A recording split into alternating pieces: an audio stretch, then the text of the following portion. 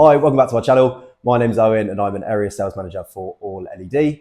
Today we're going to be discussing our OptiDim range. So the first product we're going to be discussing today is the OptiDim 150.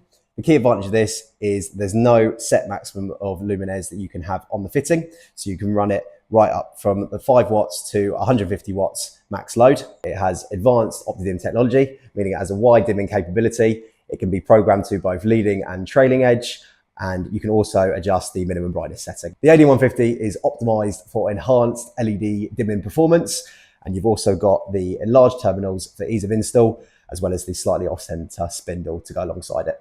The product is compact size with earth lug void, making it perfect for new and retrofit installations. A key feature across our OptiDim range as a whole is that we have a plate fit guarantee. The design of the fitting has also been optimized to allow for better airflow and prolonged life of the fitting. We also have our dummy dimmer, which is our 6A two-way switch dimmer module, identical to the AD150, but the perfect complementary product to go alongside it. So like I say, it's 6 amps, which means it has a 1000 watt maximum load. So next up, we have our 150 two-way grid dimmer, designed for use across LED loads.